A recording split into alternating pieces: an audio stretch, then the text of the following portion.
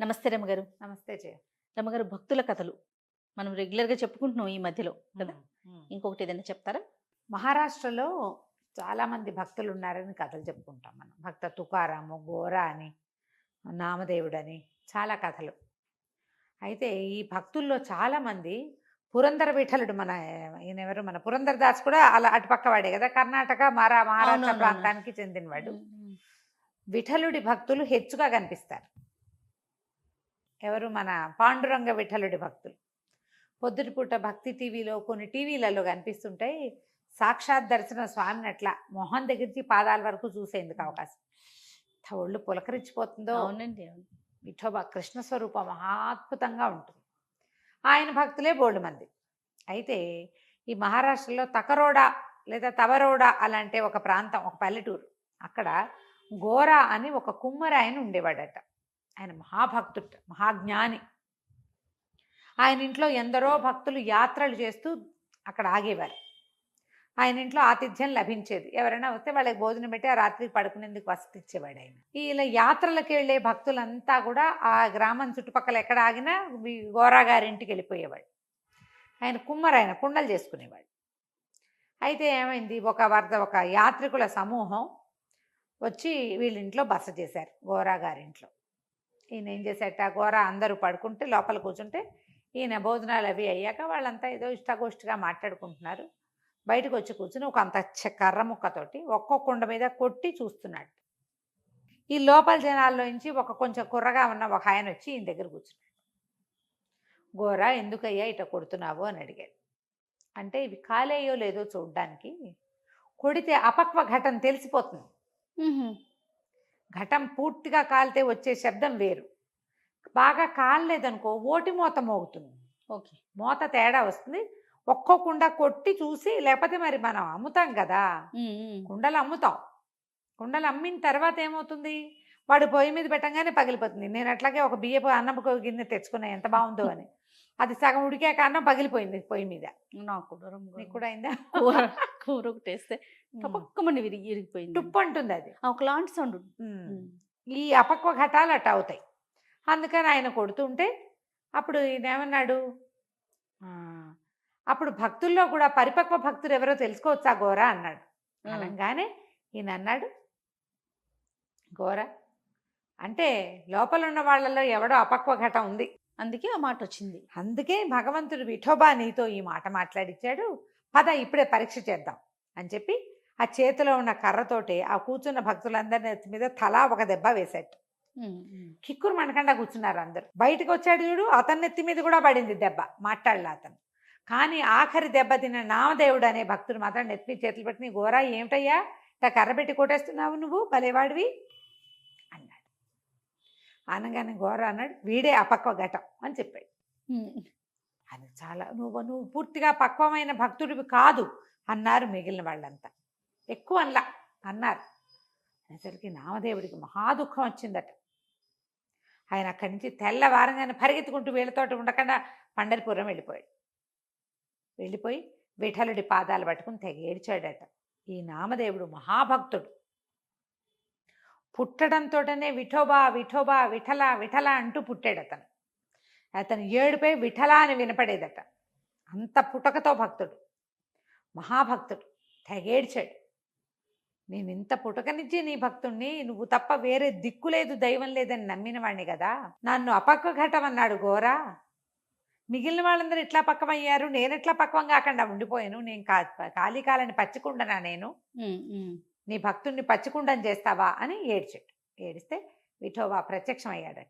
ప్రత్యక్షమయ్యి, గోరా చెప్పాడంటే నిజమే, హ్మ్. నీకు ఇంకా పక్వం కాలేదు భక్తి, నువ్వు గురు శుశ్రూష చెయ్యాలి అంటే, సరే ఇప్పుడు నన్ను పూర్తిగా పండించే మంచి కాలిన ఘటంగా మార్చే గురువును ఒకడిని చెప్పమన్నాడు. అయితే ఏమన్నాడు, నాగనాథ స్వామి దేవాలయంలో వీసోబా అని ఒక గురువు ఉన్నాడు, నువ్వు ఆయన్ని ఆశ్రయించు, వీసోబా దగ్గరికి వెళ్ళి ఆయన నీకు జ్ఞానబోధ చేస్తాడు, నువ్వు ఇంకా అప్పుడు పరిపక్వమైన భక్తుడిగా మారతావన్నాడు. నామదేవుడికి బాధగా ఉంది, కానీ విఠోబా తనంతటి తను విఠలుడు చెప్పిన మాట కాదని ఎట్లా అంటాడు. అవును. అట్లాగే అని వెళ్ళాడు. ఆ నాగనాథ స్వామి గుడి ఈ పండరిపురానికి ఎక్కడో వెళ్తే బయట కనుక్కున్నాడు విసోబా అనే గురువుగారు, విసోబానాథుడు ఎక్కడుంటాడు అని. గుళ్ళో ఉన్నాడండి అన్నారు. ఆయన వృద్ధుడు. ఈయన వెళ్ళేసరికల్లా ఆయన మంచి గాఢమైన నిద్రలో గుర్రు పెడుతున్నాడు. 2 కాళ్ళు ఒకదాని మీద ఒకటి వేసి చిన్న లింగ రూపంలో ఉన్నాడు అక్కడ నాగనాథ స్వామి. నాగనాథ స్వామి నెత్తి మీద కాళ్ళు పెట్టుకుని పడుకుని ఉన్నాడు.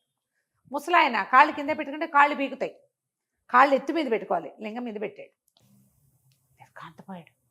అయ్యో అయ్యో లింగం మీద కాళ్ళు పెట్టావు, లేపేశాడు. అయ్యో లింగం మీద కాళ్ళు పెట్టుకున్నారండి మీరు అనేసరికల్లా ఆయన అన్నాడు, ఏమిటో నాయన కాళ్ళు పీకులు వృద్ధుణ్ణి, ఎత్తుగా కాళ్ళు పెట్టుకోవాలి, లింగమో ఇంకోటో, సరే ఇప్పుడు నేను లేవలేను, నాకు అసలు ఓపిక లేదు, నువ్వే కాళ్ళు జరిపి పక్కన పెడదు అన్నాడు. అనగానే మన నామదేవుడు ఏం చేశాడు, ఆయన కాళ్ళు పట్టుకుని ఇంకో పక్కకి జరపంగానే అక్కడ టింగుమని ఇంకో చిన్న లింగం ప్రత్యక్షమైంది. అటు కాదని ఇంకో పక్కకి జరిపాడు. ఎటు జరిపితే అక్కడ లింగం ఎటు వచ్చేస్తుంది. జరిపితే ఆ కాళ్ళని దాని దగ్గర ఎక్కడ నాగనాథుడు లేడో అక్కడ నన్ను నా కాళ్ళని పెట్టమని చెప్పాడు. ఆ. నాగనాథుడు లేదనుకుని పెట్టాను, ఉన్నాడా, సరే ఎక్కడ లేడో అక్కడ పెట్టు. ఈయన ఆ కాళ్ళ ఆ పడుకున్న ముసలాయిని అర్థచంద్రాకారంలో తిప్పినా, ఎక్కడికి తిప్పినా, ఎక్కడ పెట్టినా అక్కడ ఒక లింగం వచ్చేస్తాం. బాబా ఆ. బయటికి తీసుకొచ్చేసాడు. ఆ వృద్ధుడు ఎత్తుకుని, ఆయన లేవనంటున్నాడు కదా, గుళ్ళో నుంచి బయటికి తీసుకొచ్చాడు. బయటికి తీసుకొస్తే గుళ్ళో బయట పడుకోబెట్టాడు. ఆ కాళ్ళు ఎత్తి పెట్టాలి, ఆయనకి కాళ్ళు ఎత్తి మీద పెట్టాలి, ఎక్కడ పెడితే అక్కడ లింగం వస్తుంది. ఉమ్. చివరికి ఏం చేశాడు, చిచ్చి ఇట్లా కాదు, నేల మీద పెట్టే లింగాలు వచ్చేస్తున్నాయి, ఏమిటో నన్ను ఎత్తి మీద పెట్టుకుందామని ఆయన బాస్పెట్లేసి కూర్చొని 2 కాళ్ళు ఎత్తి దాన్ని ఎత్తి మీద పెట్టుకున్నాడు. మరుక్షణం లింగాకారంగా మారిపోయాడు నామదేవుడు. అయ్యో నేను లింగంగా మారిపోయానేమిటి అని మాటలు వినపడ్డాయి. ఉమ్. అప్పటిదాకా వృద్ధ రూపంలో పడుకునున్న వీసోబా గారు పుష్టిగా లేచి కూర్చున్నాడు. ఎందుకంటే నీలోనూ భగవంతుడు ఉన్నాడు నామదేవ, భగవంతుడు లేనిది ఎక్కడ అనగానే లింగ రూపంలో ఉన్న నామదేవుడు నార్మల్గా మారిపోయాడు. అదేమిటి గురుదేవా అన్నాడు. అవునాయన, భగవంతుడు లేనిది ఎక్కడ, నువ్వు పుట్టుకతో విఠల నామధేయంతో పుట్టావు, సర్వాంతర్యామి కదా? సర్వాంతర్యామి. ఆయన నీకేంటి దేవుడు అంటే విఠోబానే దేవుడు అనుకుంటున్నావు. విఠోబానే దేవుడు కాదు, సమస్తమైనది, సమస్త జీవరాశి దైవమే. ఘోర ఇంట్లో దెబ్బలు తిన్న భక్తులందరూ ఆ కర్రని భగవంతుడిగా భావించారు. భగవంతుడే ముట్టుతున్నాడని నమ్మారు. నువ్వు నమ్మలా, నువ్వు నెత్తికి చేతులు అడ్డం పెట్టుకున్నావు, ఆక్రోశించావు, నన్ను కొడుతున్నావేమిటి అని. ఏది చేసినా భగవంతుడే అని నమ్మిన వాడే పరిపక్వ ఘటుడు, పరిపక్వమైన భక్తుడు, జ్ఞాని. అయ్యొచ్చినా పై వచ్చినా, నీకు బంగారం లభించని మట్టి ముద్ద లభించని, అది భగవంతుడి ప్రసాదం అంతే. అలా అనుకున్నవాడే నిజమైన భక్తుడని. నువ్వు విఠోబా, నువ్వేమనుకున్నావు, పండరిపురంలో ఉన్నవాడే దైవం అనుకుంటున్నావు. కాదు, దైవం ఎల్లెడలా ఉంటాడు. ఆ గుళ్ళో ఆ విగ్రహమే దేవుడు ఎందుకు అయ్యాడు? ఆ దేవుడే కదా అన్ని చోట్ల ఉన్నాడు. నీలోనూ నాలోనూ ఉన్నవాడు కూడా అదే దేవుడు. ఇవన్నీ కూడా భగవంతుడనే మహాసముద్రంలో వచ్చినటువంటి నీటి బొట్లు. ప్రతి నీటి బొట్టు సముద్రమే, ప్రతి ఉప్పగానే ఉంటుంది.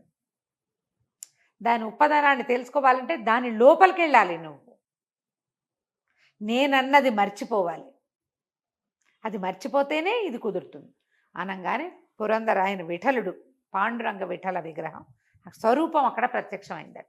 నామదేవుడు భగవంతుడి కాళ్ళు పట్టుకున్నాడు. నాకు ఇప్పుడు అర్థమైంది అంటే, ఇక నువ్వు పూర్తి జ్ఞానివి, ఈ ఒక్క పాయింట్ నీ బుర్రలో లేదు కాబట్టి నువ్వు పరిపక్వ ఘటానివి కాదు, అపక్వ ఘటంగా మిగిలేవు. ఇది నీకు తెలిస్తే, ఇది ప్రత్యక్షంగా నేను చెప్తే నీకు అర్థం కాదు, ప్రత్యక్షంగా చూస్తేనే నీకు అర్థం అవుతుందని నేను ఇక్కడికి పంపించానని చెప్పాడు భగవంతుడు. నామదేవుడు మహారాష్ట్రకి సంబంధించిన ఆ ప్రాంతానికి చెందిన భక్తుల్లో మహాభక్తుడుగా చెప్తారు ఆయన్ని.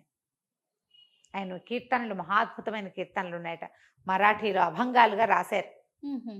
గురు చరిత్ర పారాయణ చేసే వాళ్ళకి నామదేవుడి కథలు కనపడతాయి అక్కడక్కడ. చాలా విశేషమైన కథ, చూడు ఎంత బాగుందో, అద్భుతం. భగవంతుడు సర్వాంతర్యామి. అంతే. అపక్వ ఘటంగా ఉండకండి, పక్వ ఘటాలుగా మారండి. నమస్తే. నమస్తే చెయ్యి.